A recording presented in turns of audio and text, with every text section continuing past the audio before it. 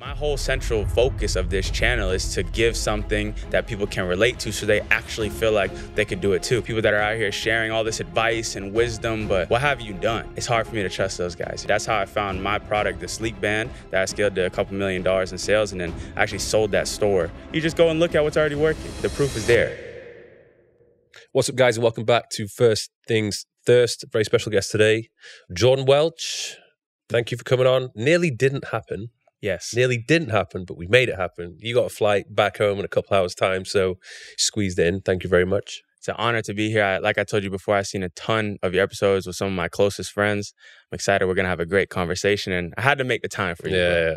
Yeah. Iman speaks very highly of you, so I was like, I've got to find out more about this guy. That's my brother right there. We were just hanging out today, actually. We played FIFA. I beat him. So that felt good, you know. It made me laugh because I was looking at your stories and there was a picture of you and him in the desert, holding umbrellas because it was raining. Yeah. Like it literally never rains here in Dubai and you pick the time to come when it actually rains. Yeah, I'm from Florida, so I come to Dubai, I had to bring the traffic and the rain. But we literally had we had dinner together in the desert at like 1 in the morning. It was like midnight, 1 in the morning, pouring down rain. And it was actually one of the most fun dinners I ever had in my entire life. There was no roof. We're just getting poured on, eating dinner. And it was honestly one of the most fun dinners I ever had in my life. Nice, man. Is it been a successful trip? Definitely. Probably the best trip I've had this year so far. Yeah. So I know you've introduced yourself a number of times on podcasts about who you are and what you do. At this point now, how would you introduce yourself to someone who doesn't know who you are? I'm an entrepreneur. I'm a man who's on his purpose, trying to become the best version of himself and documenting that entire journey with the rest of the world. And my mission, more than anything else, is to inspire the next generation. I want to make the content that I wish existed when I was younger and I was first getting started in my journey. I've also expanded a lot in the last year by bringing on the stories of people that I find interesting because I understood that there's only so much that I know, but I have this amazing network of people that are so much more smarter than me. So let me bring them on and share their stories. So really, I'm an entrepreneur and I'm out here on YouTube sharing my story and the stories of other people that I find interesting with the mission to inspire the world, you know? How long have you been doing YouTube for? I think I posted my first YouTube video when I was like 12 years old. 12? Yeah. That's pretty mad. Like how did that come about? Well, I always wanted to become a YouTuber when I was young because I didn't really watch a lot of TV. The second I got internet connection and I found out about YouTube, I just became obsessed with YouTubers. So my mom actually had this like crappy Canon PowerShot camera and I would steal it from her and I would make videos myself.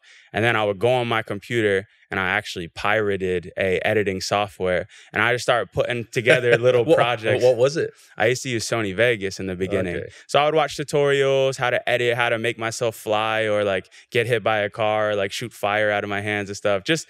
I just had a love for it. I just thought it was really fun. Nobody else knew about it except for my neighbor and my mom. And I just put videos out all the time. We did skits, we did basketball videos, we did skateboarding videos. Pretty much any idea that I had back then, I just went out there and created it. Yeah, I say that to a lot of people who are thinking about doing YouTube. You just got to just start posting stuff. Yeah, definitely. I mean, people see my channel now and how it's going, but a lot of people don't realize that I've been running this channel now for well over 10 years. Now, of course, the name has changed and I've bounced around through different industries, but I put a lot of reps in. You know? Yeah. So what you were doing the YouTube videos at a very early age, what else were you doing? You had a few entrepreneurial, adventures. Yeah. Doing buying and selling a couple of things. Yeah, so in the 8th grade, I made a promise to myself and I said, I will never work a job. I was living with my mom and I saw how hard that she struggled in her job just to make less than $20,000 a year. And that bothered me. That did something to me. And I realized for myself that wasn't what I wanted to do. And when I started to see kids on the internet making money online when I was young and I was in middle school, I said, I want to be just like them. I don't want to do what she did. I love my mom. I have more respect for her than anybody on this planet, but I don't want to do what she did. So I made a promise to myself in the 8th grade that I would never work a job. So all throughout 8th grade and high school, I was trying different business models. I tried to start a clothing brand, which did okay, but I didn't get rich off of it. I took the money from the clothing brand to try to start reselling shoes. Again, I made a little bit of money. I actually made my first $1,000 from doing this, but I wasn't making more than my friends who had jobs at the grocery store, the fast food restaurant, but I was continuously trying new things. I took the money from buying shoes to rent out the convention center in my city and hosted a sneaker trading convention for people to come and buy, sell, and trade. And that day was the day that I knew I was going to be an entrepreneur forever. How many people came to that convention? It had to have, I don't know the exact number, but it had to have been over 100. I think it was like 150 people there. And you got to understand, I'm like a little 16-year-old kid. Yeah, that takes a lot of organization. Yeah, I was a little stressed out 16-year-old that day for sure. But when I pulled up in the morning, there was a line of people waiting to get inside of this convention center. And I was like, this is crazy. The news was there. The local news was there. I did an interview with the local news channel as a kid, bro. And then I got into the event and I thought I was lit. I thought this was like the best day of my life. People were running around. Everybody was like, congrats, man. They saw all the work I had been putting in. The event comes to a close and we had a lot of cash because we were selling tickets in cash. And I just had this big old stack of cash. I was like, this is it. Like, I'm going to just be an event guy forever. I figured it out. But man, when we got back home, I started counting my cash. I had to put aside money for the venue. I had to put aside money for the DJ. I had to pay off my partner that I was working with at the time. And when I started looking at the money, I had no more money left. Yeah. I had a stack of cash. And then when I started breaking everything up, bro, I think I had like $100 in the end. And that was devastating to me. That was my first great failure in my journey. I remember that day I sat on the couch and I just cried, me and my mom. And she was like, no, it's okay. Like, you did it. Like, it's okay. Like, don't be mad. Like, you did something amazing. But all I could think about was like, I just lost all my money, you know? Why do you think it was a failure though? Because it wasn't, you didn't necessarily lose money. Like, you didn't necessarily make money, but you kind of... Yeah, I didn't understand business and economics in the level that I do now. So all I understood is that before I did this event, I had about $1,000. And after I did this event, I had about $100. So to me, I suppose when you're there and you see the cash and you feel it, and then you just have to say goodbye to it. That sucks. Yeah. That sucks. So after that, bro, I honestly like took a little bit of a break from entrepreneurship. I didn't end up getting a job right away, but I just did the high school thing, enjoyed my time there. And I found another love again for the videos. I started making a little bit of money doing music videos. I had people in my city pointing guns at me and shit while I'm filming a video just to make a couple bucks. I did a wedding video. Oh my God, that was the worst job I ever did in my life. But I just always been trying stuff, bro. I think the worst thing I ever did was I was doing tech support on Craigslist. Oh, yeah. I had a listing on there that said, I'll fix anything, anywhere. And people would just have me come to their house and just fix stuff.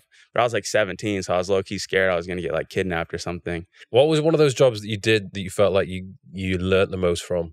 Like a skill set? Honestly, selling the shoes taught me a lot because it taught me the fact that I don't have to sell my own stuff to make money. I understood that as long as I could buy something, add some value to it, make it look nicer, I could make a little bit of a profit. And that was really the first time where it clicked in my brain that I don't have to make something. With the clothing brand, I had to make a product, I had to put my logo on it, I had to find blanks. But with this, I could just buy it, improve them, clean them up, take better pictures, and I could flip it. So that was a big shift. And also the videos. Honestly, bro, the skill of learning how to tell stories and edit videos is the thing that made me the most money in my life. Did you just figure that out, or do you actually go and actively learn how to storytell?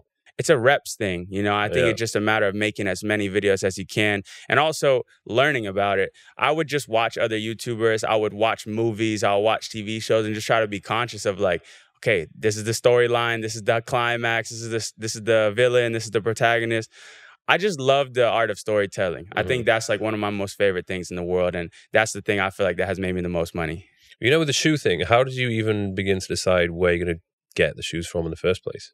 Well, there's like this crazy subculture back in the day on Facebook of people that used to resell shoes. So one thing that I've always done in my journey is I find whoever's doing the thing that I want to do and I figure out how I can get in touch with them and learn from them. So I found somebody that was in my city that was making like a couple $100 a week selling shoes. So I just bothered him all the time until he got back to me. And I was like, what do you look for? What type of shoes do you buy? What's the best first shoe to buy? And for me, that was what shortcut my learning curve. When I started doing e-commerce down the line, I found somebody that was making $500 a day and I just blew him up until I can get in touch with him. Even now, bro, in my channel with 1 million subscribers, I'm bothering my friends that have 10 million subscribers to roast my thumbnails and titles and hooks. Like, so I've always been trying to find whoever's a little bit ahead of me and learning from them. So I saw other people doing it and I felt like I could do the same. Who are you closest with that's got the most subscribers? Me and Iman are super close. Yeah. I know a lot of other YouTubers as well, like Ryan Trahan, Eric. There's another guy that I really like named Phidias. He's like somebody that's been hugely helpful in my journey.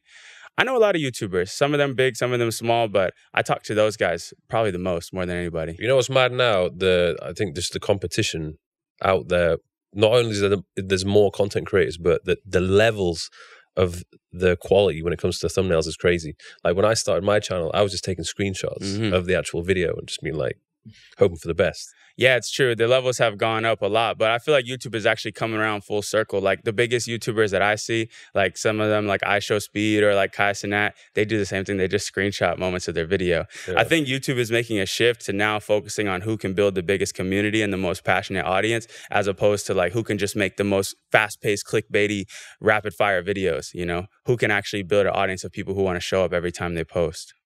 Yeah, how would you define a strong YouTube community? Just the people that are commenting, or just having consistent viewers per video? I think it's a matter of having a mission that people can get behind. So I think if you have something that you represent through your story that people can relate to, they're going to follow along and watch whatever you want to watch. Like it could be a really positive thing, or it can be on the other side. Like for example, like Full Send.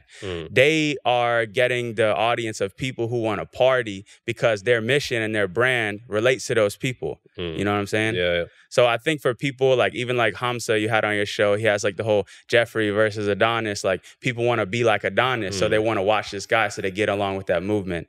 That's sort of how I like to look at it. It's like who has a movement or a mission that people can relate to and they're going to follow along. But I'm still learning this myself. I think the difficult thing with me is because I've been around for a while now. I've been putting videos up 7 years, nearly 8. And over time, I think your mission changes a little bit. As you evolve, so does the channel in a sense. And I think I got to a point where I was like literally lost. I was like, what is it that I even do now? Because when I first started, it was all about the fitness stuff, like just purely helping people build muscle, lose body fat. And then it kind of transitioned into like doing like travel videos for a bit. There was still like an element of fitness. Then like the vlogs. And I think now, if I look at like the past few videos I've done this year, it's been very sort of vlog focused and entertainment focused. And I kind of moved away from doing the education stuff, but I want to come back around to doing that more, I think.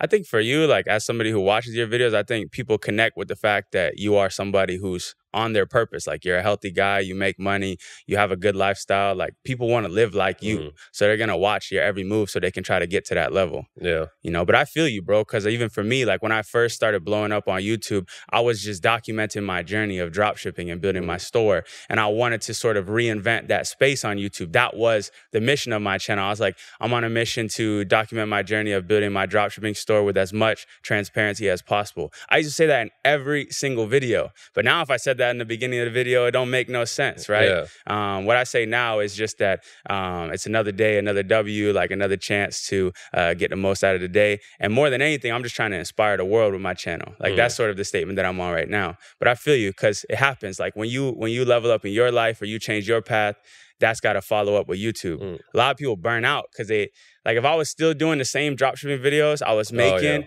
from 2016, I would probably hate YouTube right now. But because we're constantly trying to push the bar, I think it stays fun for me. Yeah. Yeah. I think I always underestimated how much time you need to put aside to actually thinking about the ideas for the videos. Because especially recently, I would pick up the camera and just go out with Chris and just hope for the best. But still gets views because I think people are just interested in what I'm up to. But I feel like if I put more planning and strategy into it, the views would double or triple. 100%. But that goes with anything in life, right? Yeah. Like the more effort, the more reward. Like I always see a direct correlation between the effort I put into a video towards the views that it gets. Has it ever been the case where you have put loads of effort into it and it's just flop? Yeah, definitely. Definitely. Especially when I was first starting. But now I feel like we don't hit on every video, but I feel like I know the ones that are going to hit the hardest, and they usually do. But sometimes we drop a video, I think it's my favorite one, and then it goes 10 out of 10, which is like our worst performer. And nothing hurts more than that, man. That's really a bad feeling, bro. It sucks. Especially you put so much time into it. It's part of the game, though. It's all good. Even we had a video actually recently that did that, and it was one of those ones that I thought was going to do good. But those type of experience are good for me because it shows me that, hey, you need to keep sharpening your blade. You need to keep getting better. There's never a moment where you can copy what worked in the past and just keep repeating that. So tell me about drop shipping, because I don't really know anything about it, to be honest. Like, if you are going to explain it to an absolute beginner, how would you summarize it? I would basically say that we're finding the products that's already selling out there on social media, and we're selling them for ourselves. But so selling on social media or selling anywhere? So is it already selling on websites? So my strategy and the way I made all my money with dropshipping is simple, right? I look for the products that's already making money on Facebook specifically or Instagram. I try to find... How do you know if it's making money? Oh, just look at the engagement, right? If it's got a ton of likes, if it's got a ton of comments. Also, like if you see like an ad. Yeah. Okay. So if something's going viral and people are in the comments tagging their friends saying, I want this, I need this, I want to buy it, that means that there's interest in it, right? What we do then is we try to find a supplier that can handle that product. Now, nowadays, you don't have to use the old methods of 2-month, 3-month shipping times. There's a bunch of suppliers out in China that can send products around the world in just under like 2 weeks, sometimes 10 days.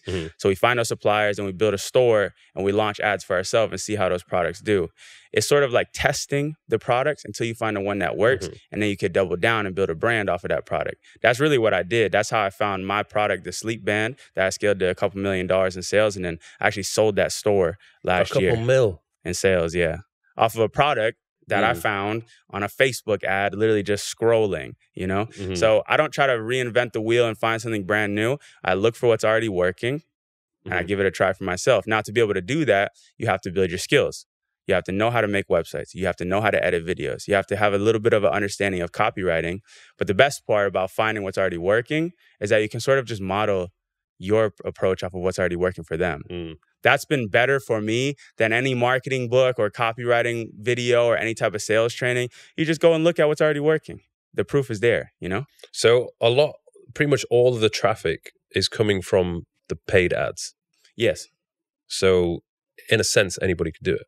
Yes, for sure. I think there's a lot of methods now to build your store. There's like free methods like organic TikTok, but I like doing paid ads because I have control over it, right? If I post organic videos, the algorithm is sort of fully in control. Yeah, I can control how good I make the video and stuff, but when I have paid ads, I could really refine who's going to see that video, what that video looks like, and exactly how much impressions and traffic I want to push towards that. So Facebook ads changed my life, honestly. Facebook ads is what made my first $1 million. Learning that skill set is what got me on my feet financially.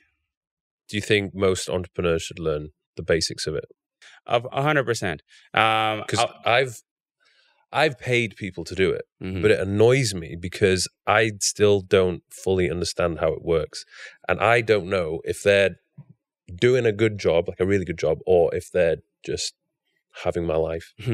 Yeah, it depends on what business you're in, right? But for me, ads have been able to not only grow my e-commerce business, but also my software business. And even my parents, they have a barbecue food truck, and ads have been able to help build their business. So I honestly feel like it's one of the highest value skills. Like how much you pay this company to run your ads for you? When I was working with one of them, they were charging a flat monthly fee of $4,000. Yeah, exactly. So even if you could just master this skill set and offer it to other businesses in your city, like restaurants or barbers or dentists, you can make a ton of money. So for me, I feel like learning how to run paid ads is one of the best skills you can acquire. So I'm trying to figure out how you did this. Not that I want to get into it, but just because I want to understand how it works. So you're like, how did you even get the idea that this is something you wanted to do? Dropshipping. Yeah. So in 2017, I had no money. I was this business kid, like I told you, in high school. But by the end of high school, the business kid with no money. With no money. All my friends that used to work at McDonald's had more money than me. So I had to go to college. My mom supported me all the way, but she was like, listen, you can't just live here after graduating high school with no money. You have to go out and do something. So all my friends around me were going to college. I felt that pressure, and I ended up going to the only college that accepted me. It was like a local school close by. That first year of school, honestly, it was not the best period of my life. I really wanted to just get back into the roots of building a business, but I was so focused on class that I couldn't. So I made a promise to myself and I said, once this year of school is over, I'm going to use this summer break to build the business that allows me to drop out. People always ask me, they're like, what were you studying when you were in college? I was like, I was studying how to drop out. So once I got in my first summer, I just spent every single day, I would stay up as late as possible and just worked and worked and worked on building this business. I saw people on YouTube that were doing it, and I felt like if these guys could do it, there's no way that I can't figure this out too. I already knew a little bit about editing videos. I knew a little bit about making websites. I just had to find a product. So that's when I got down that process of learning Facebook ads and starting to test a couple of different products. And by the end of that first 3 months, I had found my first profitable product, and I was making enough money at that point to say, okay, I'm not going to keep doing school. Was that first product the sleep thing, or was it something else? No. So see, when I first started back in 2017, I was selling everything and anything. Because I didn't really understand the game like I understood it now. So any product that I could find that was making money, I would sell it. Like I sold some musical instrument, like this ocarina thing from Legend of Zelda. I sold bracelets. I sold a knife sharpener. I sold like sandblasting tools. I sold lunch boxes. Any product, this is what I said, any product that I saw going viral on the internet, I would just try it out in my store. And the mistake that I made back then was I would launch these products, they would make some money, and then they would die off just a couple months later. And that's inevitably what happened. Even though I had made over $1 million in sales from this business, it wasn't sustainable. It didn't last for the long term. And going into 2018, like I had stacked up a little bit of money, but the business was sort of on like a downward trajectory. This is just because the popularity of the products just fluctuate. Like all of a sudden, they're just not. No, it's just because I never doubled down on any of these products, right? I kept them on what's called a general store. So a general store is where you basically have all different types of products. Think of like a Walmart, right? And when I had a product that was working, instead of turning around and building a brand out of it, I just kept it on that store. You know what I'm saying? So you could have made a completely separate website selling that product and then maybe other products relating to that product. Exactly. And that's what I did with the sleep band. And that's what allowed me to make a couple $1 million in sales. That was the big shift that I had. So I made a little bit of money from that first store, but I lost it all. And then I used... How'd you lose it? Just the overheads? Yeah, so that's a story in and of itself. So in 2018, I left my hometown. I had stacked up a little bit of money, and I always wanted to move to LA. So I moved to Los Angeles in 2018, and I just started kind of neglecting the things that got me there. I started spending more. I stopped working on the dropshipping store as much. I doubled down on YouTube and kind of like the whole coaching course business, and I just started living that LA life. And, 2 years later, it sort of caught up to me, and I ran out of all the money that I had in my savings, and my e-commerce store was completely down bad. There was no more store at all. And you say that was because you maybe didn't understand like money as much as you could have done, like being financially literate? I think it's just being a young kid from not having any money, getting his first taste of it, getting a little bit more of an ego and just trying to like fulfill that. Maybe a young, insecure kid even at that. And how old were you at that point? 21. Yeah. 20, 21, just starting to make a little bit of money. And I think the best of us go through that phase. 100%, because that really was the phase that turned me into the man that I am today. Because in July of 2020, I had to move back to my mom's house. And when I moved back, I had $30,000 in credit card debt. Damn. It was like that. And all that I had left in cash was like $1,000, a little bit less than $1,000.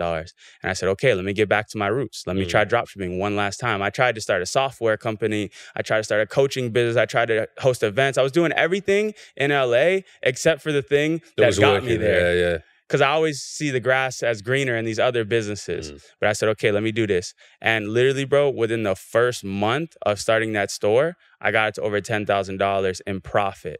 And this was the sleep thing. Yeah, exactly. And I documented this whole thing on YouTube. I actually started documenting again when I was at this lowest moment, because I was like, I need all this on footage, and I want to show myself what it's like to rise from this moment. Yeah. And that really was the turning point in my life. And there's been many ups and downs since then, but my trajectory has been nice since that year, 2020. So when you started that, the product that actually worked, yeah, did you just literally focus on selling that, or was there anything else you sold? So I tried 2 different products before that were making money, but they weren't really crushing like this one was. I was selling like little home decor items. But this product in particular, the first day that I launched it, it started making a couple $100s a day in sales. And the thing that I liked about this product was that it was something that I actually was going to use. I was sleeping in the room with my little brother and he snores like crazy. So I said, okay, I need this thing. I need to block out. It's basically like a product that blocks out noise with like sleep sounds or a podcast or audiobooks. Like an eye mask as well at the same time? Exactly. So it blocks out light,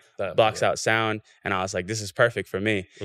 That's the difference, really. Instead of selling random junk, we try to find products that people actually want to use, products that actually add value to people's lives. So that product for me was a huge turning point, you know?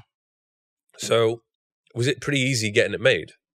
Well, I started dropshipping it first. So, yeah, but when you were like, okay, so this is working, so I want to have my own product. Did you get it made like in China or something? So I started with dropshipping with the version that they already had in China. But once I started making money with the product, I fixed all the mistakes that I had made in the past. I doubled down on the product. I improved everything that I could. So the fabric of the product, the quality of the speakers, the packaging. I did that just by communicating with the manufacturers and just making it to the exact specifications that I wanted. This is not a fast process. It took me months. Because how did you communicate with them? Like, did you find someone that spoke English? Yeah, I had an agent. Oh, okay. So we're getting into like the real technical stuff of dropshipping. But I'm really curious about this because I like it sounds easy. And like when people see the concept of it, it's like, oh, okay, just find a product that's like selling and then just try and sell it. Yeah, no, I never tell anybody that it's easy. You know, it's a challenge. The biggest challenge is learning the skills themselves. The concept is actually quite simple. You find what's working and you sell it. But to develop the skill set to compete, it takes time. But yeah, I had an agent. So an agent is somebody that works with the manufacturers in China. They find you better shipping options. They find you better quality options. They won't take you seriously though until you're actually making money. Yeah. So when you start, you got to just start drop shipping with what's out there. But once you start getting sales, you could talk with these people and you can customize the product. So you had to basically prove like, hey, look, this is what I'm doing. Yeah. Help me out. And what cut would they take? No, they don't take a cut. They're not. So what do they get paid? Well, they take, I guess when I hear a cut, I'm always thinking like a bigger percentage, but they take like a little bit off of each order, but they make money when you buy in bulk. So yes, I guess they do take a cut. Yeah. But when I think cut, I'm thinking like a percentage of my business or something. No. Yeah, they just work off of like, getting a percentage of the quantity of the products. Okay. Yeah. Interesting. Yeah. So that was clearly doing very well, making serious dough off it. Yeah, by the end of the year, the business was over $100,000 a month in sales, and I was out of debt. I paid off all my loans. I moved to Miami. I had an apartment again, and I was back on my feet. I used to smoke weed back then. I quit smoking. I didn't party as much as I used to, barely at all. I was focused, bro. I was locked in. You know, this was 2020, the end of the year. So what happened with that company? I ran it. The next year, we did over 1.5 million in sales, and I documented the whole thing on YouTube. So as a result, my YouTube channel grew a lot as well. In that year of 2021, my YouTube channel grew over 300,000 subscribers. So this business started to kick off. My channel started to grow, and I had an education business at that time that sort of fell off. When I lost all my money in LA, and nobody want to learn from that kid no more. But when I started documenting my journey and showing people, every single video, I would start the video and show my phone and be like, this is what we made today. Because nobody else was doing that with dropshipping. It was just like talking about theory. So people really got behind this idea of me documenting the journey, and the education business started booming. By the end of the year in 2021, not only was my dropshipping store doing a couple $100,000 a month in sales, my education business was right around that as well, and my AdSense on my channel. So, I went from in 1 year being in debt $30,000 to by the end of 2021 making a couple $100,000 a month. That's crazy. Yeah. Damn. I think that's what people need to see. They need to see the proof that, like, look, this is actually working. I am making the money here. Because like you said, there's so many people, especially now, all these fake gurus who are pretending to be successful, yet they don't have any proof to show that they themselves are successful, or what they're educating people about is actually helping them as well at the same time. Yeah, I think it's the biggest problem in the internet money, YouTube space is people that are out here sharing all this advice and wisdom, but what have you done? Yeah. Like, what is your track record? Can you show me any of your businesses that you actually built? So even people that can show revenue and numbers but can't talk about the business that they built, it's hard for me to trust those guys. It's like all the crypto people, innit? They got lucky. And then they're trying to teach people crypto, but they don't really know what they're talking about.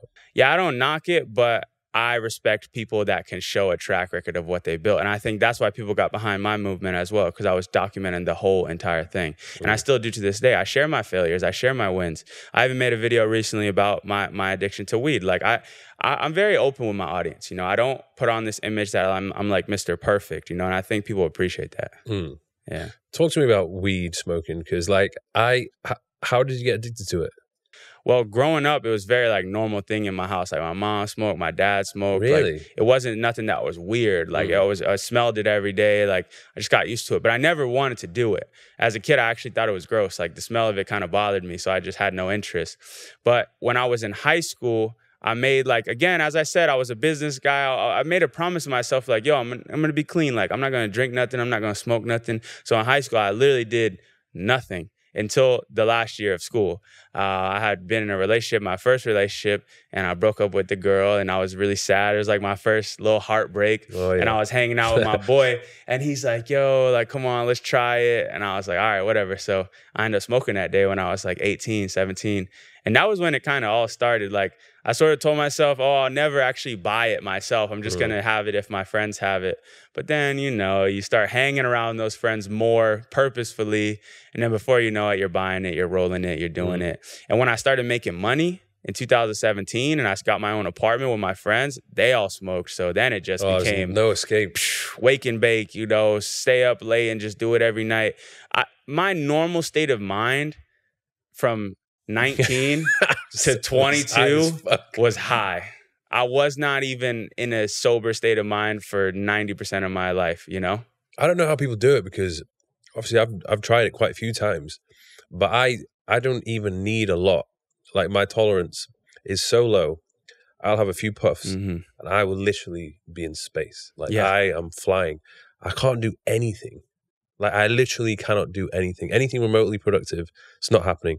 Anything that requires me to think or critically think, that's not happening. Even when it comes to, I've never tried to work out high. I don't think that would go down very well. But even when it comes to my diet as well, I just cannot stop eating. It's one of those things that I think a lot of people that are addicted to it are delusional, because like they think that they're being more productive on it. Well, super creative. They're being more creative, or their workouts are even better. But man, like when you get past that hurdle of quitting, because it is hard at first to quit, you unlock a new level. That's what I found in my life. So, you know, some of my friends that do it are successful, but my most successful friends, the real big dogs, they don't do it. I think it's something in the genetics, because I feel like some people can function and operate at a high level whilst being high. It's like those people who drink a lot of alcohol. They can wake up the next day and they're completely fine and they just get on with their day. Whereas other people, like myself, absolutely destroyed, like can, again, barely do anything. Yeah. So I think of course, you probably build up a tolerance and get used to it. But I think some people genuinely just handle it better than others. I had an extreme tolerance to it. Like I would smoke like full-size joints, like 3-4 of them a day. But, you know, again, I think there was some delusion in there, because I would think that I'm totally fine and I'm being my most productive. But when I was stopped, I realized that like, wait, I'm not an anxious person. Like I thought I was just naturally like a more anxious, like kind of paranoid guy. But when I stopped, I got more calm. I thought I was being productive, but when I stopped, I started making 10 times more money and getting way more done. So I think everybody that does it, honestly, should at least try and see what they're actually like without it. And you'd probably be surprised. How, you said it was difficult to stop. Yeah. What point were you like, nah, this literally just needs to stop now? Yeah, the day that I moved back to my mom's house, man, I made a promise that I was going to give it up, because I was she's there smoking weed though still. Yeah, it didn't make it easy, you know. But I let her do that, and it didn't bother me, because I had such a deep desire to get back on my feet that I knew I needed to sacrifice those things at that time. So when I moved back in 2020, I gave it up, and I actually stopped for like over 6 months at that time. And those 6 months were where I bounced back. But once I started making money again, I was like, okay, but now I earned it, so let me give it a try again. And bro, the cycle repeated itself. Again, I got back on the habit of addiction. I was doing good this time though. So I was making money and everything was fine. But I understood that eventually you have to stop this. Like you can't reach your highest potential if you keep doing this. Yeah, your videos are going viral. Yeah, you're making money. But deep down at the end of the night, when you're doing this, in your mind, you're telling yourself you don't want to be doing it. So you have to stop.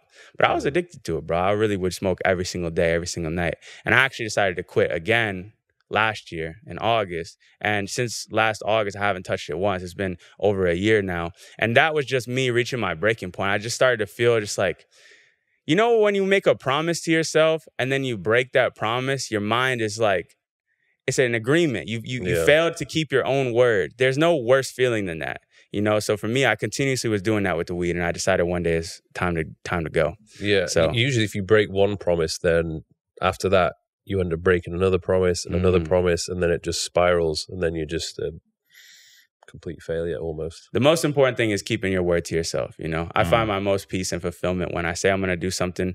I make a promise to myself that we're going to shoot this video this week and I get it done, or I'm going to wake up tomorrow in the morning and I get it done. So for me, that was that, and now I'm done with it. I don't even have the desire for it anymore like I used to. Have you got any close friends in the States that smoke? Yeah, some of them. But like I said, my real friends that are my most successful ones, the ones that I really respect the most, they don't. Yeah. My biggest hurdle was moving away from drinking alcohol. And obviously alcohol is a very common thing, especially in the UK. Everybody drinks. Even out here in Dubai, like everybody is going out and partying and drinking. And I did a challenge where I decided, right, okay, I'm going to be sober for 6 months. And that was probably one of the best things I did, because it puts you in situations where you're usually used to drinking. Like if you're going out to a bar or a club, you will drink. That's like the normal thing to do. So I was still going out and socializing, but I wasn't allowed to drink. So it was forcing me to be in these uncomfortable situations sober. And two things happened. Either I decided, actually, I don't like being in these situations anymore, or like, oh, I can actually manage to be in this situation sober because I'm now more confident and don't feel as though I'm like relying upon something. It's like a habit. If you go out and you drink, it's like a normal thing to do. But the moment it doesn't become a habit, then it's like, now when I go out, it's normal for me to not drink. That's and impressive. I prefer that. That's impressive. And it means that you have more control. A lot of people, they just let go in that environment. Yeah. But sometimes it could even be more fun, bro. Because you get to people watch it. You get to see people that are all messed up. And it feels good to leave the club and be like, okay, I got it, you know? I got it under wraps. For me as well, like if you can go out, like now I will go out and I mingle for a little bit. Yeah. But usually when it comes to like 11 or 12, I'm like, okay, cool, see you. Or I'll just like disappear away from the situation without telling anyone. Yes. Then I wake up the next day and I feel amazing, go to the gym and have a productive day. Respect, bro. Yeah, man. I still get on with a little party every once in a while, though. Oh, so do I. Yeah, you were saying before you've been doing a bit of DJing. Yeah, definitely. It's my new hobby. Yeah.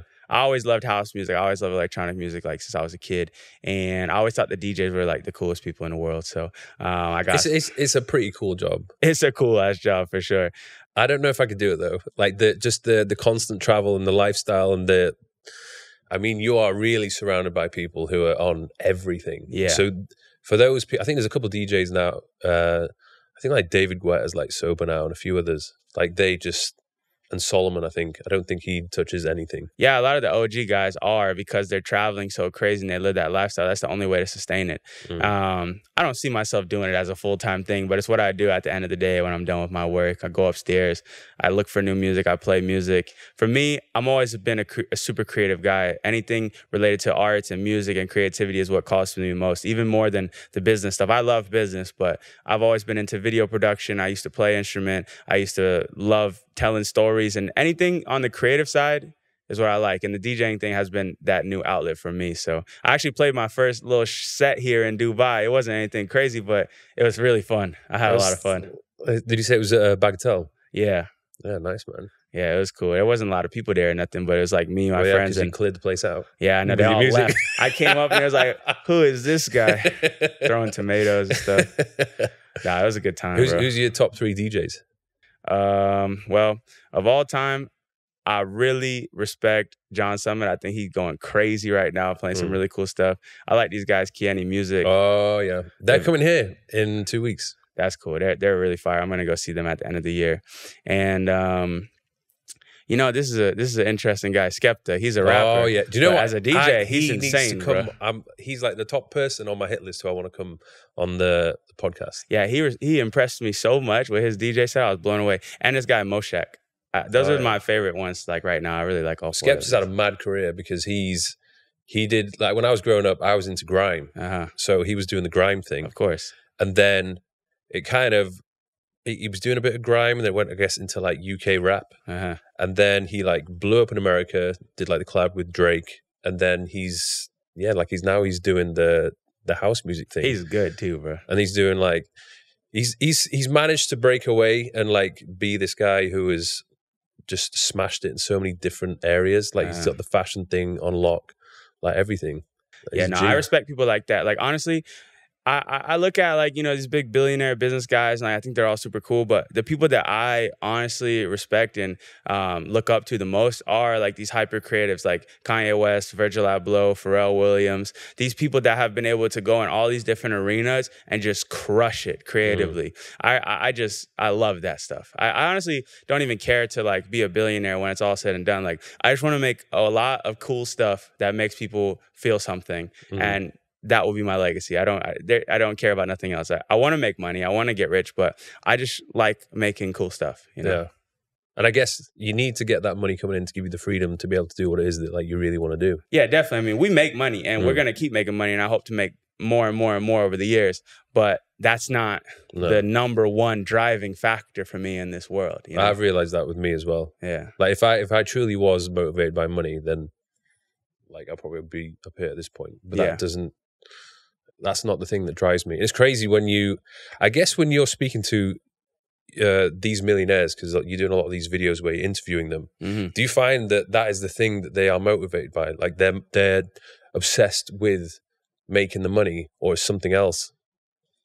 I really don't think the richest people in the world are obsessed with making money. I think what they're obsessed with is creating stuff that fixes massive problems for people at scale, or creating things that add value to the world. Because if you focus on making money, it's like, it's the wrong way to look at it. I really think a lot of beginners make this mistake too. They're like trying to figure out what's the best way to make $10,000 a month. But then they look at themselves and they don't have anything that's valuable to the world to provide. They have no skill set. They have no product or services they can sell. But all they're trying to do is figure out how to make money. I don't think that's the right way to look at it. And the richest people I've ever met, they don't look at it. They try to say, what is a problem in the world that I could solve? And let me solve it. Like I had a meeting here in Dubai with a billionaire just last week. And he was telling me this word for word. He's like, I don't focus so much on making money. He's like, I focus on solving problems in the world. And that's how I made all my money.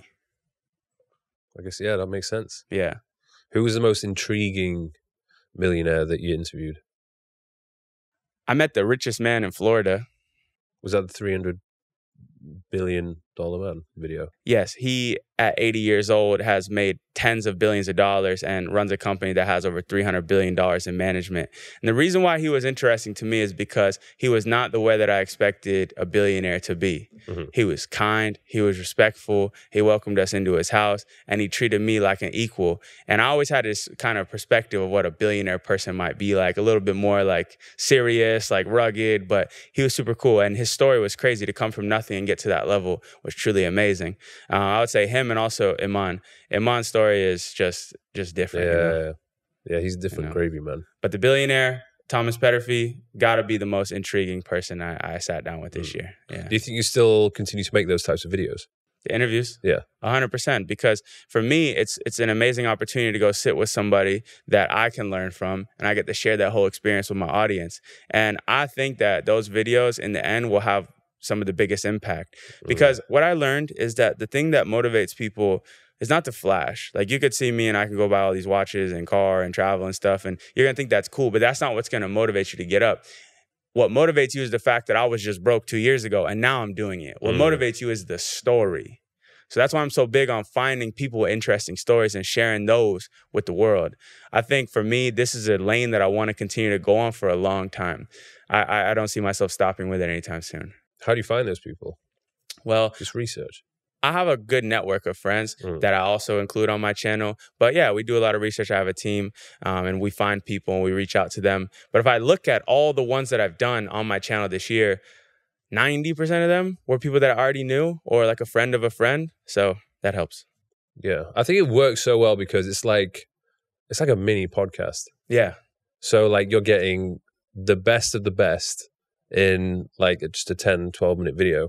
That was my whole mission with it, is I wanted to call it like a fly podcast. I wanted to make it cool. I wanted to make it fun to watch, but also having so much game packed in those 15 to 20 minutes that it felt like you just watched a 2-hour show, but it was super entertaining to watch the whole entire time. Because I do love podcasts. I occasionally watch them from time to time. Like I like yours. There's a couple others I watch, but I don't sit and watch them. Yeah. I listen to them. Yeah. So I wanted to create this new sort of genre, and it's going well. I really like it, and I want to keep going for a long time and keep getting better at them. So if we go back to the business that was doing really well, did you end up selling that? Yeah, I sold it last year in August. Why did you want to sell it? Because my YouTube channel was going crazy and it was something that I was really falling in love with at the time. I feel like I was making some of my best creative work of my career, and I wasn't feeling that same love for this business that I had back in 2020. So for me, it was sort of like... was it taking up a lot of time? Yeah, it was. It became like, almost like, how you say, like, I don't want to say a distraction, but something I didn't want to do anymore.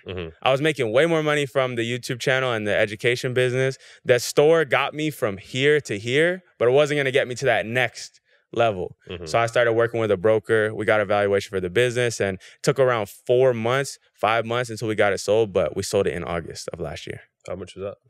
I can't say how much I sold it for because there was a NDA in the sale, but it wasn't tens of millions of dollars or anything like that, but it was enough for me to be comfortable and say, I'm going to focus on YouTube and growing this without feeling like I just threw the store away. Yeah. You know what I'm saying? So you didn't feel like after you got that money come in, you didn't want to go back to LA and just go on a mad one like no. before you learned your lesson? No, but I bought a car. Yeah. Yeah, I bought my M2 competition. So I went and bought that, and then, you know, I live in Miami already. I love Miami. I actually like Miami more than LA. Do you know what? If I wasn't living here, I would probably be in Miami. I think, realistically. Anywhere in the world, I know I need to be by the beach. That's what makes me most happy. Yeah, so Miami's great. It was either going to be between LA and Miami, but I think LA, from what I've heard, has gone downhill quite a lot. Yeah, I wouldn't go there. You know, I just remembered, right when I sold the store, I bought two things.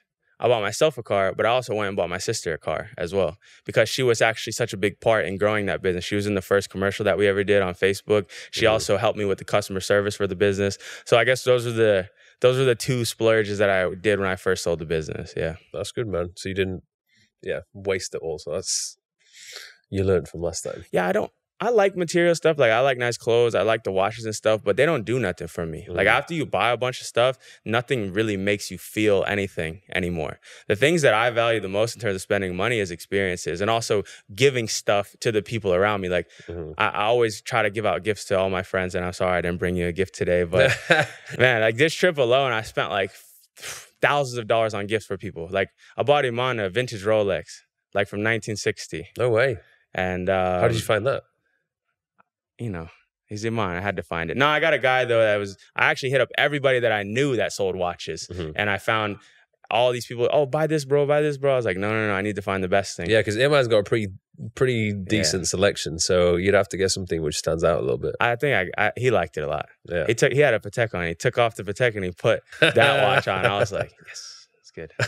So what is Miami like these days? Miami's great. I mean, for me, I don't live the Miami life. Like, I don't go partying a lot. I just stay at home and I work, but it's nice for me. If I want to get outside, I can, but for me, I stay at home. I ride my bike. I go kickbox. I go to the gym. Like, I don't really be outside like that like I used to be. Is it like, does it have its similarities to Dubai, or is it very, very different? There's some similarities for sure. Sometimes when I'm walking around here, I feel like I'm in Miami, but I wouldn't. You just don't smell that marijuana in the air like you do in Miami. Miami is a little bit. The reason why I like Miami is because it's a little bit more grungier. It feels a little bit more real than Dubai feels. Dubai is like a little too like everything's too smooth around here. Like it just doesn't feel authentic in a way. Miami has got a little bit of edge on it that I like. You know.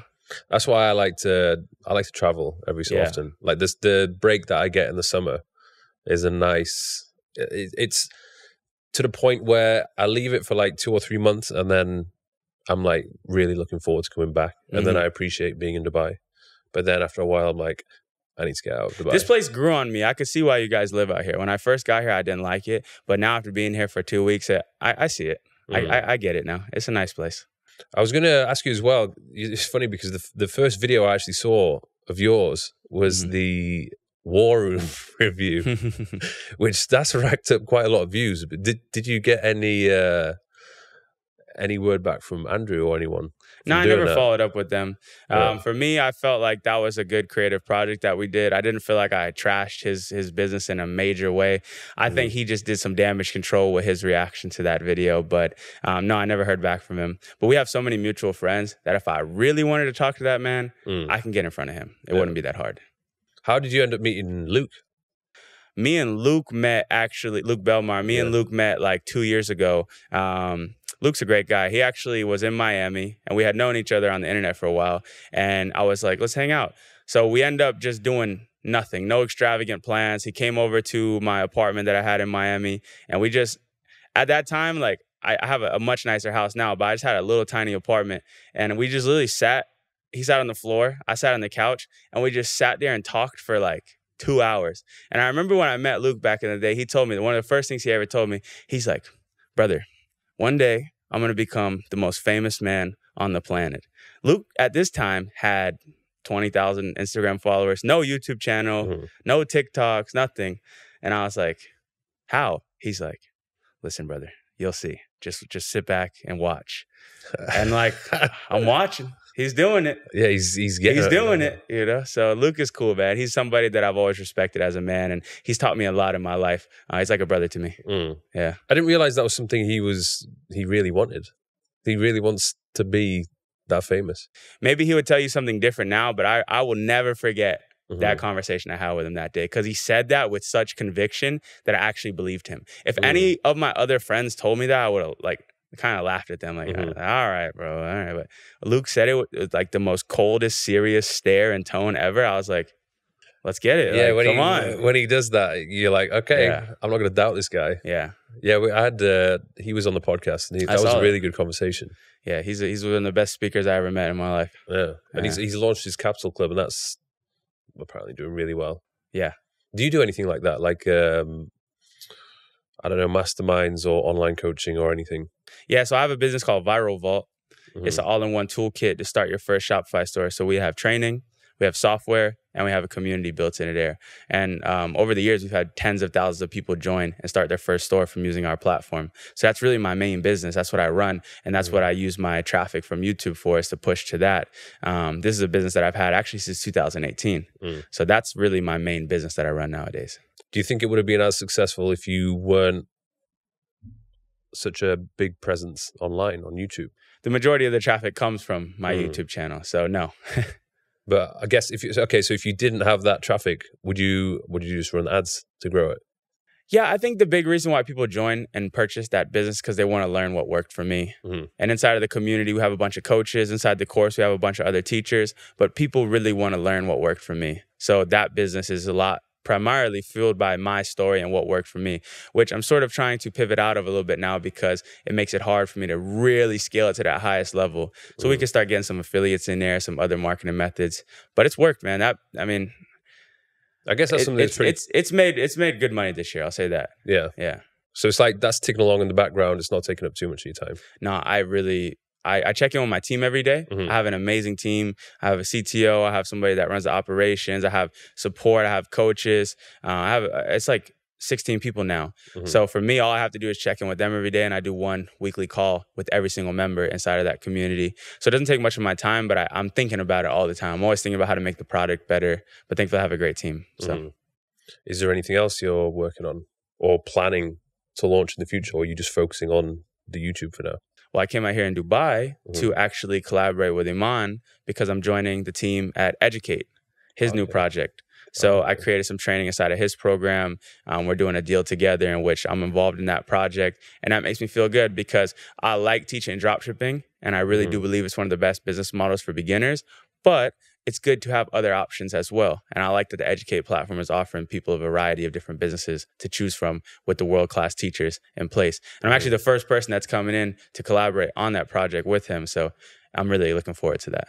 That's good. I was speaking to him about it. I think that's what the world needs at the moment, and that's the direction that I guess education is going in, because all these skills, which I've acquired, you've acquired, you're not getting them in school, you're not getting them in university. 100%. You're just learning from these professors and teachers who have learned the theory but not actually put it into practice. That's my big mission with my channel too, is like, I want to create the education that I wish existed when I was first starting my journey. When I was 15 years old and I was trying to make money online, when I would go to YouTube to try to find examples of people that were doing it, none of them looked like me. I didn't relate to any of those guys whatsoever. So my whole central focus of this channel is to give something that people can relate to, so they actually feel like they could do it too. Because that's the first step. They got to feel like they could get out there and do it. If you had to go back to being 18, with everything that you know now, what would you do? But you don't have a following. Nobody knows who you are, but you just have all the skills which you've acquired over the past few years. If I was 18 and I had no skills and I had no plan on how to make money, the first thing I would do is find somebody who I respect, whether that be Mike or Iman or Jordan, and see exactly what worked for them to get them to their first dollars. I wouldn't look at what they're doing today. I would look at what they did to get their first dollars, and I would study that blueprint as heavily as possible. You don't have to come up with something revolutionary to make money online. In fact, you could just follow in the footsteps of somebody else that already did it.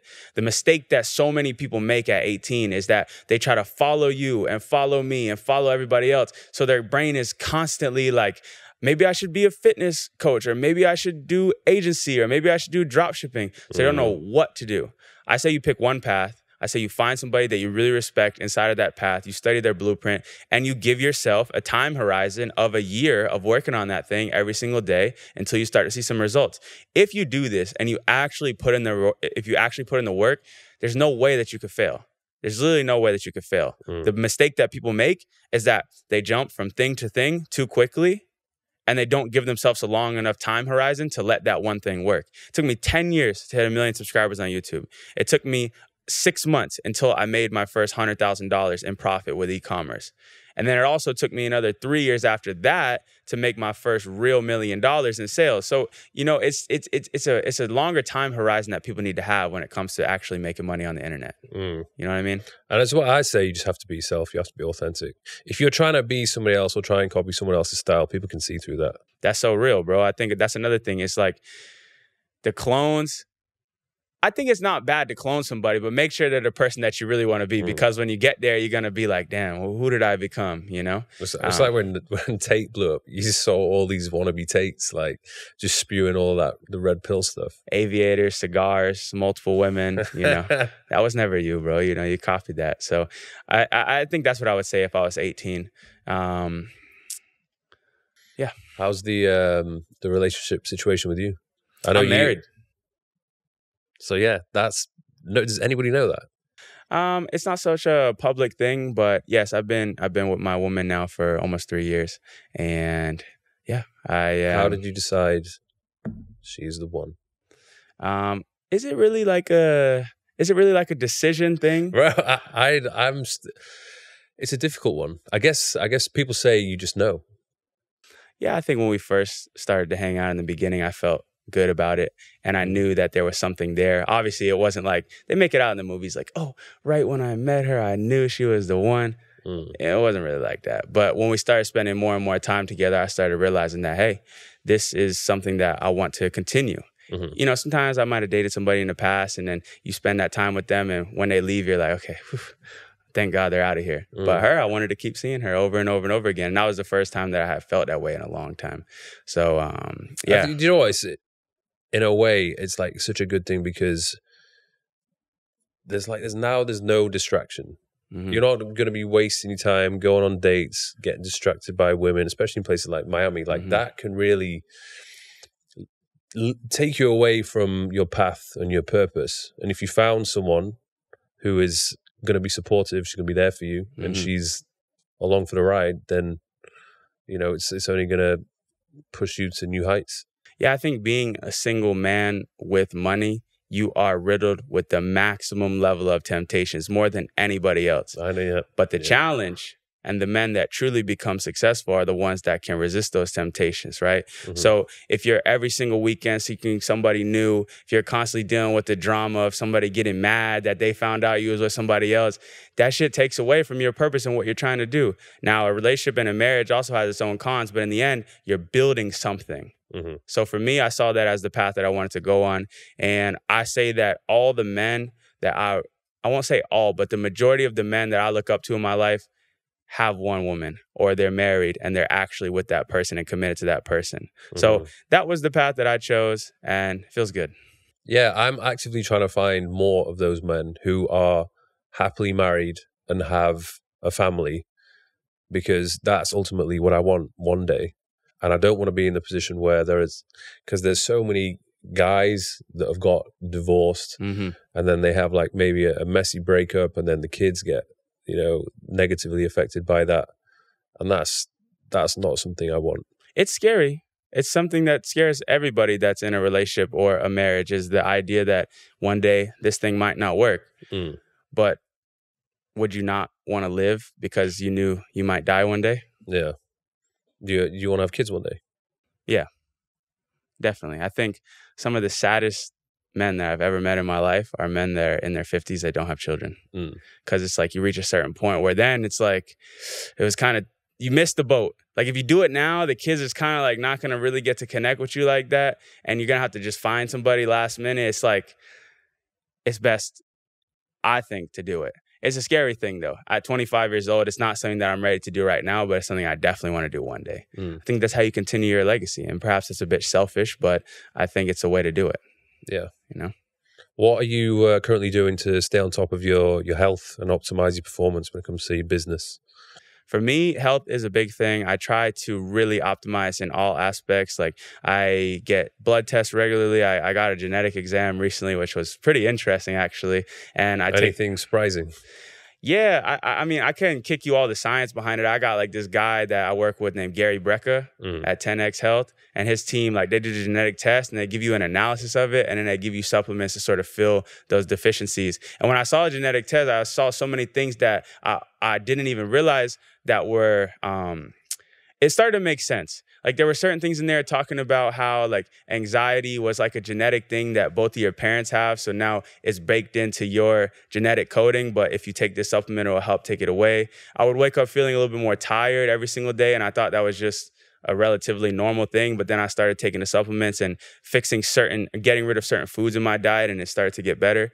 So what I say when I started making money was I started investing into these things like blood tests, genetic exams, supplementation, and also the food. At my house, I'm really weird about it. Like I don't eat no processed food at all. I really make sure to get everything organic. I eat all whole foods as much as I can.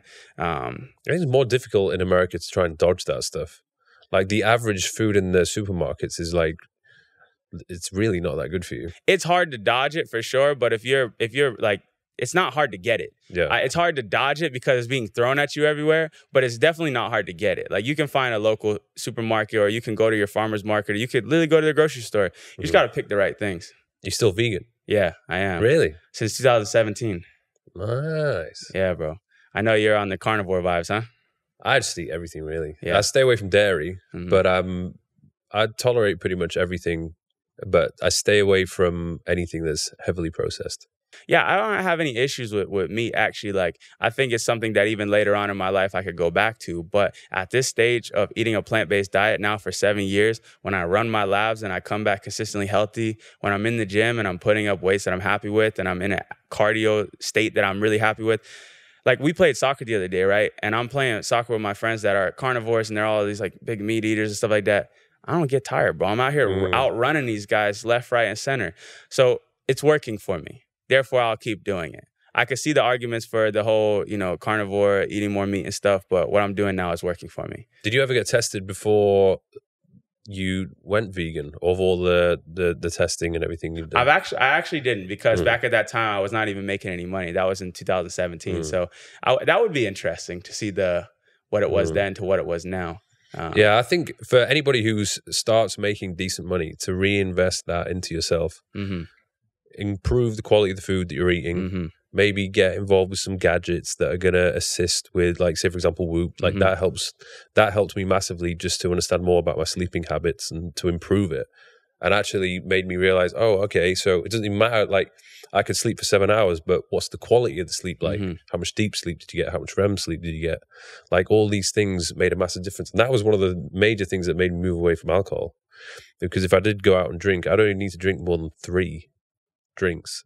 And I would wake up the next day, my HRV would be down massively, my recovery would be down massively, respiratory rate would be high, resting heart rate high, like, and that's all just from alcohol. And I was like, shit, like, I had no idea it was like doing that much damage. The sleep tracking, it helps a lot. I don't do it. I need to do it.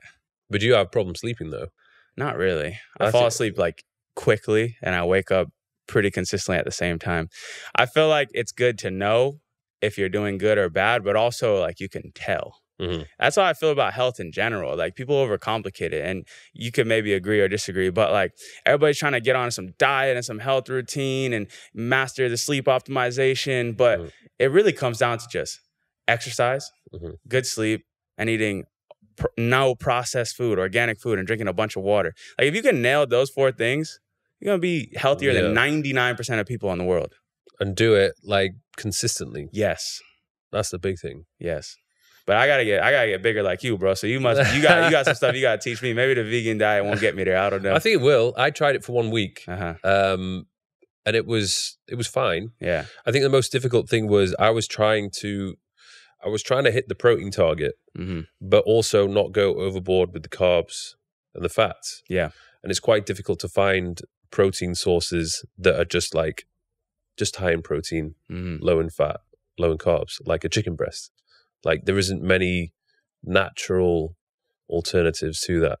There's the only way. They have all the fake meat and the processed vegan stuff, but that's not good for you. I try to avoid that stuff at all costs. Yeah. I think when people hear that I'm vegan, like, that's what they think, that like I'm eating every single day. It's like Beyond Burgers and shit like that, but it's really not like that. At home, what I eat on most days is primarily organic vegetables and grains, and we have multiple protein sources that I eat, like tofu, seitan, tempeh, and protein powder smoothies that I make almost on a daily basis. But I hate Beyond Burgers and Impossible Burgers, and that's like some of the worst food I think you could possibly put in your body. Yeah. I think what opened my eyes to it was when I went to Bali. Yeah. Because there they have like some amazing vegan options, and I would try a couple of them, and I was like, oh my God, I can't believe how tasty it is. So I think to make life easier as a vegan, you either need to be really good at prepping vegan meals and like using lots of different ingredients, or get a chef. Yeah. I watched this documentary on Netflix about the blue zones and like the places that have the longest lifespans. And there was a consistent trend amongst them that most of them like ate a little less than what most people do. Like, they would only fill themselves to be like 70% full, 80% full. And most of them didn't eat meat as their primary source of food. They always did it as like the side piece of it, you know, whereas like, you know, some people, it's the only thing that they eat. They don't eat nothing else. So, you know, it's just different strokes for different folks. What are you doing for like the activity, exercise? I like to lift, but more than that, I like to do cardio. I mean, calisthenics, cardio, kickboxing. At home, I got pull-up bar, I got dips. I do weighted calisthenics. I've been kickboxing a lot. I go every day now. I'm not like the heaviest lifter, but I like to do like more of like a hybrid thing. So I do the calisthenics, a little bit of weightlifting, kickboxing. I like to run. I like to ride my bike. I don't care to like squat, you know, 4 places stuff, but I want to be able to use my body in the best way. I stretch a lot. Try to be like like a practical athlete. Like, I want to be mobile. Functional. Yeah. I want to be functional. I want to be mobile. I want to be able to use my body. I want to be flexible. I want to feel good in my body. I would like to get my weight up though, in lifting wise. Yeah. You wouldn't even need to do anything too crazy. You probably just need to add another weight session in there, follow a structured training program. I guess if your goal is to gain weight, you'd have to be careful with how much cardio you're doing, because the more cardio, the kickboxing you're doing, you're just burning more calories, which means then if you are doing that, then you're going to have to eat more. And if you're not a fan of eating lots of food, then you need to figure out ways to just burn less food. That's the problem I had when I was a coach, and there's all these people who they would struggle to gain weight, but then they'd be going to the gym like 5 times a week, but then they'd be doing like the boxing training 5 times a week as well. And I'm like, well, maybe just do less cardio, and your life is going to be easier. Otherwise, you're going to have to be eating over 4,000 calories a day. Yeah, that's been the challenge for me, is because I'm always doing active stuff. I play basketball all the time, kickboxing all the time. I ride my bike every day. So it's like I have to eat like double what I want to eat if I want to gain weight. But I feel good, bro. I honestly do. Like maybe I want to get a little bit bigger, but I don't desire to be like massive. You know, I don't look at myself in the mirror and wish that I looked different, you know? Whereabouts have you been around the world that you would recommend for other people to go to? Are you well traveled? I've been around. Yeah. I went to Argentina a couple times this year. That's where my wife is from. And I actually really like Argentina, especially for people that's making money on the internet. Because if you're making dollars and you go and spend some time there, your dollar is so strong, bro. Like you can go to a 5-star dinner, get the best food, the best carne asada, best drinks, best dessert. And it's only going to cost you like $10, $15 a person, bro, for the best food in the world. They also have some of the best nature and natural resources, and the quality of the food there is better than almost any other place I've been. So Argentina, 2 thumbs up. The meat is very good, but you obviously wouldn't get involved with that. Didn't have it, but everybody tells me, so it must be good, right? Yeah. Argentina for sure. I also went to Spain this year, and we spent some time over there, Madrid, Ibiza. Did you go to Ibiza? Yeah. Nice. Did you manage to play anything at all? I'm not that lit yet, bro. They don't let me on a stage over there yet. But maybe next year that would be really a dream for me to go play something over there, even if it's a small party that I host myself. That would be awesome. I think all you need to do, if you just become famous enough, you can do anything. They just let you, like, as long as they can use your name and be like, hey, so and so is playing here tonight, then maybe they'll go ahead and let you do it. It's true. My friend Yomi Denzel here in Dubai, he actually started DJing as well. And he's like, yeah, bro, I just did a set at this club here. And because I posted on my story and all these people showed up, they said I can come back anytime. I was like, so my light bulb moment. Ching. No. But yeah, for me, I like Ibiza. I like Argentina. Dubai is cool. I don't see myself coming back here like for like vacation, but for work, it's been one of my favorite places to work. And I also really like Costa Rica. Costa Rica's a beautiful place. Well, you know what you could do? I guess now you can travel to these places, and interview the successful people and the millionaires in these places. Like people, like you could go to Japan maybe, and interview some of the Japanese millionaires. Every trip that I've taken, I actually did a video. I went to Switzerland this year with Luke. I did a video there. Here in Dubai, I sat with a billionaire last week and spent the whole day with him. I actually try to double dip on these trips. Like I have fun, but I also make videos there. So that's actually, honestly, my favorite part about my job is that I get paid to do these trips. Like, bro, even this Dubai trip, I give a shout out to Iman and the Educate team, because not only did they fly me, my videographer, and my wife out here, they got us one of the biggest villas on the Palm. It's massive. I was like, who's staying there? 9-bedroom house for 3 of us. I mean, we had a Rolls Royce driver every single day. I sat with billionaires. Like, and all this is like off of the strength of the brand that I've built on the internet, you know? So stuff like that, I get super grateful for. And it's not the first time that's happened. Like when we travel, like people take care of us, and that's something that really makes me feel good, you know? Yeah. But you know what's crazy about the videos that you make, because they're all about money or finance related, the AdSense is so high compared to just like normal videos and vlogs. Yeah. Like because Iman is very public about like posting like the stats and analytics of his YouTube. Me too. And I figured it out. Like I was breaking it down from like the views he gets versus the views I get. And for every $1 that I would earn, he gets at least $3. Yeah, we did an AdSense comparison the other day because I was just curious on what he's earning. It's the business videos on YouTube make the most money. What the hell am I doing? I gotta stop making these videos about building muscles, man. Well, I mean, that CPM is good too compared to like entertainment or like kids videos. But yeah, like last month alone, we made over $60,000 in AdSense off of just a couple million views. That's so good. Yeah. What you do? What do you have an approach with the revenue that you get from YouTube? Like, do you allocate that? Do you reinvest it into making more videos? I mean, we use the money, all right? Like I pay my head of content. He gets a good salary. My wife is also on the team, so she gets paid. And we have a bunch of people that help us, editors, thumbnail guys. I have a strategist. So I pay my team first. And then the rest of the money, we use it for more videos. Whether we have to travel to shoot a video or whether we need to buy something to get the video together, we need more gear. But I really try to not use that money for myself. Like I take a salary from my YouTube channel like this. I keep all that money inside of that account so we can make better videos. That's been my thing since the beginning. I have my business. My business pays me well, but the YouTube money, we try to keep it there and use it to grow the channel. And it's been working. So moving forward, you're going to focus, that's the main focus is going to be the YouTube. You can continue to grow the business. Anything else? Those are the things that I'm most interested in. Building my channel, making the best art that I can possibly create, becoming a better man in the process and documenting that journey, building my business. This Educate project now just added to that, so that feels really good. And, you know, I have some other desires for other companies that I want to build down the line. But for me, with these two things, as long as I can keep growing there, you know, I'm pleased.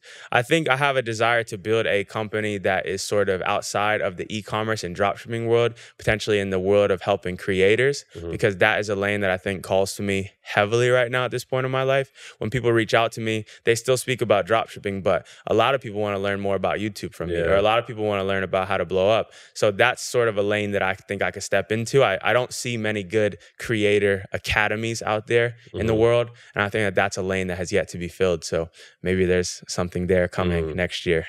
I think, yeah, it sounds like you're on the right track. Like just focus on the things that are working and try not to get too distracted by trying to do too many different things. I've done that before. And then I realized I'm trying to juggle all these different things. And then the things that were working for me end up not being as good as they were before because I'm putting less time and attention into it. That was what made me go broke the first time. I had a business that was making money, and instead of sticking with that business, I started looking for the next one. There is a silver line to that, and is that like you can always reinvent yourself, and there's always another chapter in your life. So for me, that was it. That was what happened in mine. It sort of worked, and then I failed, and then I reinvented. But now I found what's working. I'm just doubling down on that. But I really like the creator lane, and I'm working on something there. That's gonna old are you now? I'm 25. 25. Yeah. So, goddamn, you're smashing it. I'm trying, bro. I'm trying. You know, these days the millionaires are getting younger and younger. So even at 25, I'm starting to feel like I'm reaching a unk status. You know, they're gonna start calling me. It's so mad. If I think back to the way things were like 10 years ago, like when I was 23, 24, 25, I'm sure there was far less younger people being that successful. I think it's a great time now to make money, for sure. It's like there's almost no excuse not to. There's no excuse unless you don't want to do it. But if you really want to do it, there's so many different ways to do it, and all the information is now accessible to everybody. If you want to make money online in this era, there's no excuse not to get it. I couldn't have said it better myself. Yeah, man. Good stuff. Well, I'll leave it at that because I know you have a flight to catch. Definitely. So where can people find you? Well, just check me out on YouTube, man. Jordan Welch. Trying to post a couple videos every single month, sharing my story, sharing the stories of other entrepreneurs around the world. And brother, thank you for having me on this channel, man. I watched a bunch of the shows. You had some of my best friends on here, and you smashed it. So thank you. Nice, man. Thank you very much. Appreciate you, bro. Oh.